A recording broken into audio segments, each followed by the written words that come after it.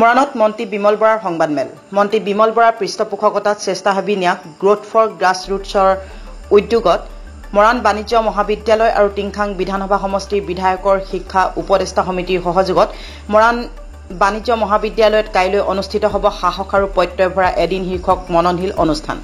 উচ্চ শিক্ষা গ্ৰহণৰ ক্ষেত্ৰত উৎসুক আৰু অনুসন্ধিৎসু মনৰ ছাত্ৰ ছাত্ৰীসকলক উচ্চ শিক্ষা ক্ষেত্ৰখনৰ বিশাল সম্ভাৱনাৰ সম্পৰ্কে অৱলোকন কৰি পৰিচয় কৰি দিয়াৰ উদ্দেশ্যে এই কাৰ্যসূচী।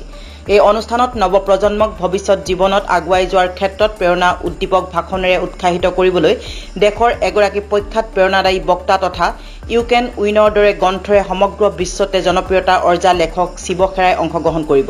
অহা কাইলৈ পুৱা 9:30 বজাৰ পৰা আমি এটি মননশীল শৈক্ষিক অনুষ্ঠানৰ আয়োজন কৰিছোঁ।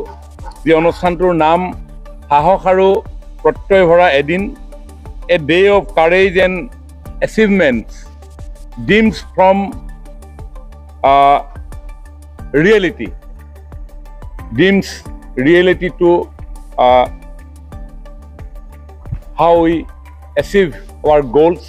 এই উদ্দেশ্যে আমি আমাৰ ছাত্ৰ ছাত্ৰীসকলক তেওঁলোকৰ জীৱনৰ জিজ্ঞাসাসমূহ যাতে কেনেধৰণেৰে এই অৱস্থাত অতিক্ৰম কৰি জীৱনৰ ইচ্ছিত লক্ষ্যত উপনীত হ'ব পাৰে, তাৰ বাবেই কিছু পথ প্ৰদৰ্শন কৰিবৰ কাৰণে নিমন্ত্ৰণ জনাইছোঁ এগৰাকী বিশ্ববিখ্যাত খ্যাতিসম্পন্ন বিশিষ্ট লিখক, চিন্তাবিদ তথা প্ৰেৰণা উদ্দীপক বক্তা, যিগৰাকী লিখকৰ কিতাপ ইণ্টাৰনেশ্যনেলি বেষ্ট চেলাৰ হিচাপে পৰিগণিত হৈছে U can win.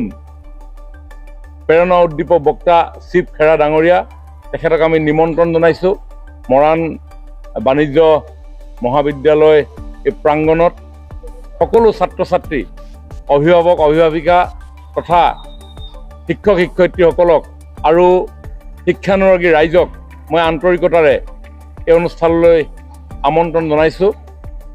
Growth from grassroot নামৰ এটি স্বেচ্ছাসেৱী ন্যাসে এই গোটেই অনুষ্ঠানটি আয়োজন কৰিছে আৰু আমাৰ টিংখাং সমষ্টি তথা মৰাণ অঞ্চলৰ সকলো ৰাইজে অতি আন্তৰিকতাৰে এই অনুষ্ঠানটি সফলতা কামনা কৰি সহযোগিতা আগবঢ়াইছে। মই ভাবোঁ যে এই অনুষ্ঠানটোৱে আমাৰ নতুন ছাত্ৰ ছাত্ৰীসকলক চিন্তাৰ খোৰাক যোগাবলৈ সক্ষম হ'ব, তেওঁলোকৰ জীৱনৰ বাটত সাহস আৰু প্ৰত্যয়েৰে আগুৱাই যোৱাৰ ক্ষেত্ৰত প্ৰেৰণা লাভ কৰিব।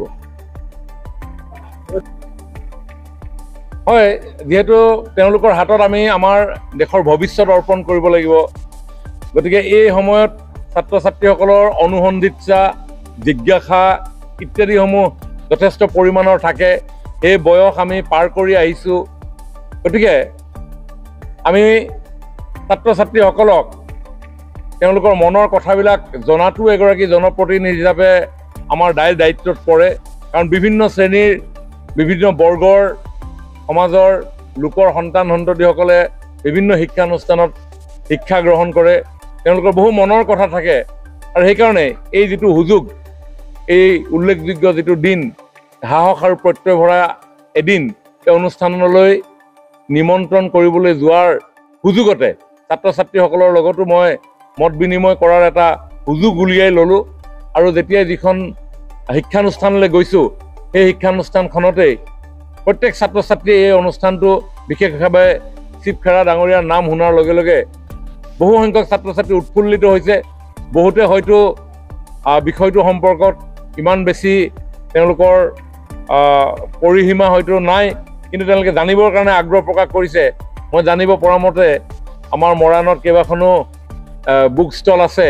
ইতিমধ্যে শিৱ খেৰা ডাঙৰীয়াৰ ইউ কেন উইন কিতাপখনৰ ইতিমধ্যে চ'ল্ড আউট হৈ গৈছে, কোনো কপি বিচাৰি পাবলৈ নাই এতিয়া।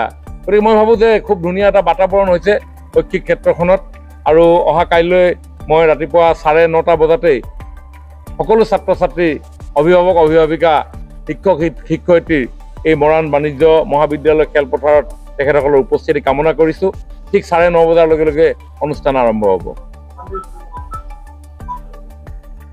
প্ৰায় 2 পৰা 2.5 ঘণ্টা সময় অনুষ্ঠান হ'ব।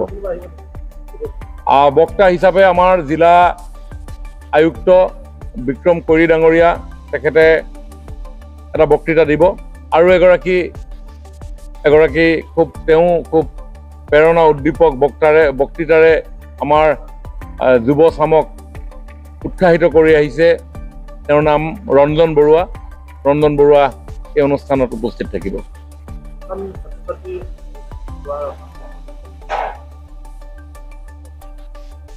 মৰাণ সমষ্টি মৰাণ এই অঞ্চল আমাৰ দাঁতিকাষৰীয়া যিসমূহ শিক্ষানুষ্ঠান অন্যহাতে টিংখাং সমষ্টিৰ প্ৰত্যেকজন ছাত্ৰ ছাত্ৰীকে আমি নিমন্ত্ৰণ জনাইছোঁ।